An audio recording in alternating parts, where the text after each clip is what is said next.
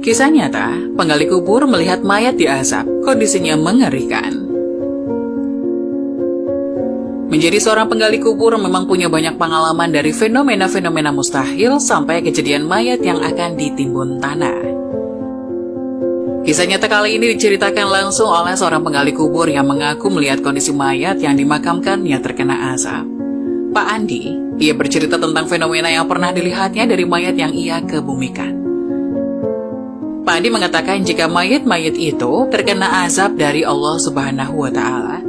Ia pun ketakutan dan ingin segera insaf karena dirinya pernah melakukan perbuatan yang tidak terpuji, yakni kerap mencuri kain kafan setiap menggali kubur. Kain kafan itu kemudian ia jual. Merasa ketakutan, Pak Andi kemudian menemui seorang ahli ibadah untuk menyatakan keinginannya bertobat kepada Allah. Percakapan di antara Pak Andi dan ahli ibadah ini pun terjadi. Keduanya saling sharing tentang pengalaman dan apa kaitannya dengan azab Allah Subhanahu wa Ta'ala.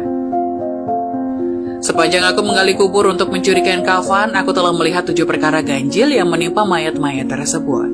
Kata Andi kepada sang ustadz yang merupakan ahli ibadah di kampungnya. Ia melanjutkan, dirinya merasa sangat insaf atas perbuatannya itu. Aku ingin sekali bertobat, kata Andi menyesal. Si penggali kubur itu kemudian menceritakan pengalamannya selama melakoni pekerjaan tersebut. Menurutnya banyak sekali hal-hal yang terjadi ketika mayat dikebumikan. Pertama kali, si penggali kubur yang melihat mayat pada siang harinya menghadap kiblat. Tetapi apabila menggali semula kuburnya itu pada malam hari, wajah si mayat membelakangi kiblat. Mengapa terjadi begitu, Pak Ustadz? Tanya Andi. Sang Ustadz pun menjelaskan bahwa mereka itu golongan yang telah mensyirikkan Allah Subhanahu wa Ta'ala sewaktu hidup.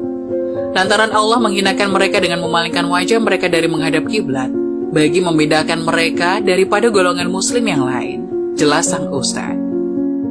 Pak Andi juga menceritakan bahwa dirinya pernah melihat keelokan wajah mayat yang berubah menjadi buruk. Golongan yang kedua, aku melihat wajah mereka sangat elok semasa mereka dimasukkan ke dalam liang lahat. Namun ketika malam hari, ketika aku menggali kubur mereka, aku melihat wajah mereka telah berubah menjadi buruk. Mengapa begitu halnya, Pak Ustadz? Tanyanya. Jawaban Pak Ustadz pun menohoknya. Menurutnya mereka itu golongan orang-orang yang meremehkan dan meninggalkan sholat sewaktu hidupnya. Sesungguhnya sholat merupakan amalan yang pertama kali dihisab. Jika sholatnya sempurna, maka sempurnalah amalan-amalan kita yang lain. Terangnya. Si penggali kubur itu kemudian bertanya lagi, wahai Ustadz, golongan yang ketiga yang aku lihat pada waktu siang, mayatnya kelihatan seperti biasa saja. Apabila aku menggali kuburnya di waktu malam, aku lihat perutnya terlalu menggelembung, keluar pula ulat yang terlalu banyak dari perutnya itu, ungkapnya. Bahkan pernah si penggali kubur melihat mayat yang jasadnya bertukar menjadi batu bulat yang hitam warnanya. Mengapa terjadi begitu? Ia juga melihat mayat yang kukunya amat panjang hingga membelit-belit seluruh tubuhnya dan keluar segala isi dari tubuh badannya. Wahai pemuda, itulah golongan manusia yang durhaka kepada kedua ibu bapaknya sewaktu hayatnya. Sesungguhnya Allah Subhanahu wa Ta'ala sama sekali tidak ridho kepada manusia yang mendurhakai ibu bapaknya. Mereka itulah golongan yang gemar memutuskan silaturahim. Semasa hidupnya mereka suka memulakan pertengkaran dan tidak bertegur sapa lebih dari 3 hari. Bukankah Rasulullah SAW pernah bersabda bahwa sesiapa yang tidak bertegur sapa melebihi 3 hari bukanlah termasuk dalam golongan umatnya? Kemudian golongan keenam yang dilihatnya, sewaktu siangnya lahatnya kering kerontak.